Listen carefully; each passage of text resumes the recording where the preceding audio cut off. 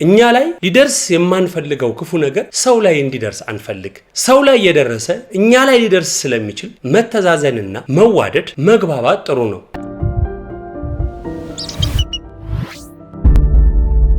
ሰላም ጤና ይስጥልን ውድ አክሲማሮስ ቲዩብ ቤተሰቦች እንዴት አላችሁ? ሄድ መጣ ገባ ወጣ እያልን እንግዲህ የተለያዩ ፕሮግራሞችን እየሰራን ነው። በተደጋጋሚ አጫጭር ቪዲዮዎችንም እየሰራን ነው። ሾርት ቪዲዮዎች ላይ ገብታችሁ እንድታዩ ጋብዛለሁ። አንድ ነገር ልነግራችሁ ፈቀድኩ። ዛሬ ያነበብኩትን የወደድኩትን እውነተኛ ታሪክ ላካፍላችሁ። ዛሬ ከህይወት ገጾች በተሰኘው በዚህ ፕሮግራማችን የምናየው የሁለት ባለትዳሮችን የህይወት ገጽ ነው። ይህ ያነበብኩት የሁለት ባለትዳሮች የህይወት ገጽ ለብዙዎቻችን ትምህርት ይሆናል። ከማጋር እንደምንኖር እንድናውቅ፣ እያንዳንዳችን ባህሪያችን ምን መሆን አለበት የሚለውን እንድናውቅና ራስ ወዳድነት ሰውን ከመጉዳት ባሻገር ጥቅም እንደሌለው እንድናውቅበት ይረዳናል። እስኪ ታሪኩን ላጫውታችሁ። ሁለት ባልና ሚስቶች ነበሩ። እነዚህ ሁለት ባልና ሚስቶች በጣም የሚዋደዱ የሚፋቀሩ ናቸው። ባልም እየለፋ እየጣረ ሚስትም እየለፋች እየጣረች፣ በተለይም ባል በአብዛኛውን የደከመበትን የለፋበትን ገንዘብ ለኔ ሳይል ወደ ሚስቱ አካውንት እያስገባ ያስቀምጣል። ሚስት ዓላማ ስላላት እሱ የሚሰጣትን ገንዘብ አጠራቅማ መኪና ለመግዛት ቀናቶች ቀርተዋታል። የመኪና ክፍያ ለመክፈል ማለት ነው። በዚህ ሁኔታ ውስጥ እያሉ ምሽት ላይ አብረው አድረው እሷ አረፋፍዳ ትነሳለች። ባል ግን ቀደም ብሎ ተነስቶ ነበር። ከመኝታዋ ስትነሳ በእጅ ስልኳ ላይ ከባንክ የተላከ መልእክት ወይም ሜሴጅ ታያለች። ስልኳን ስትከፍተው ከላዩ ላይ $50,000 ተቀንሷል፣ ያለሽ $30,000 ነው የሚል ሜሴጅ ታያለች። ሜሴጁን ይዛ እየተናደደች በጣም በብስጭት በቁጣ ግላና ፍም ሆና ባሏ ጋር ሄዳ ትጠይቀዋለች። ትላንትና $80,000 ነው የነበረኝ፣ ዛሬ ግን $30,000 ነው። ብሩን ምን አድርገው ነው? የት አደረከው? ብር አወጣ ስትለው አዎ ብር አውጥቻለሁ ይላታል። በጣም ትናደድና ለምን ስትለው አባቴ ታሞ ስለነበረ ለአባቴ ሕክምና ስለሚያስፈልገው $50,000 ተጠይቄ ስለነበረ ለአባቴ ሕክምና አውጥቼ ላኩለት ይላታል። በጣም ትናደዳለች፣ በጣም ትበሳጫለች።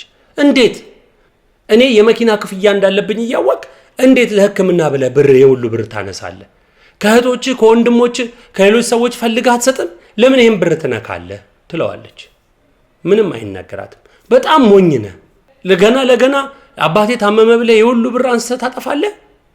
እኔ ደግሞ ዛሬ ክፍያ እንዳለብኝ ታውቃለህ ብላ በጣም ትበሳጭና ጭራሽ በጥፊ ትመታዋለች። መልሳ እንደ ማለቃቀስም እንደ ማባበልም እያደረገች በቃ ይቅርታ ተናድጄ ነው ፍቅር የመታውህ፣ ግን እውነትህን ነው የሁሉ ብር ያነሳው ለሕክምና ነው ትለዋለች። አዎ ዛሬ ጠዋት በጣም በአስቸኳይ ሁኔታ አባትህ በሞትና በሕይወት መካከል ነው፣ ለሕክምና ደግሞ ይህን ያህል ገንዘብ ያስፈልጋል ስላሉኝ አውጥቼ ልኬላቸዋለሁ ይላታል። በጣም ትናደዳለች፣ ትበሳጫለች፣ ርር ትላለች። ባል አሁንም ሁኔታዋን በአግራሞት እየተመለከተ ዝም ይላታል።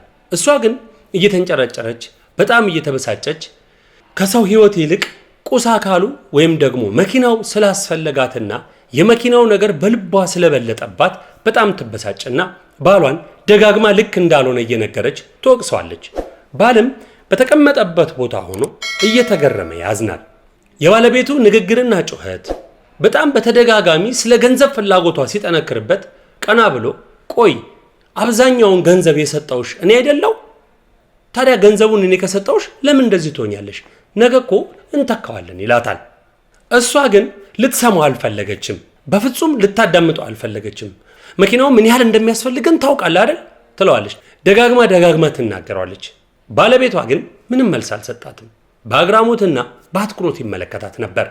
ታዲያ በዚህ ሁኔታ ውስጥ በዚህ ክርክር ውስጥ በዚህ ጭቅጭቅ ውስጥ እያሉ ድንገት የእጅ ስልኳ ይጠራል። እህቷ ነች የደወለችላት።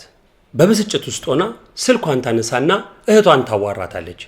ስልክ የደወለችላት እህቴ እባክሽ ጉድ ሆነናል፣ አባታችን በከፍተኛ ሁኔታ ታሞ ሆስፒታል ገብቷል፣ ቶሎ ድረሽ ትላታለች። ምን ትላለች? አዎ አባታችን በጣም ታሞ ሆስፒታል ገብቷል፣ ቶሎ ድረሽ። ልነግርሽ ደጋግሜ ብሞክርም ስልክሽ ሊሰራልኝ አልቻለም እና እባክሽ ቶሎ ነይ፣ አባታችን ከፍተኛ ሕክምና ላይ ነው ያለው ትላታለች።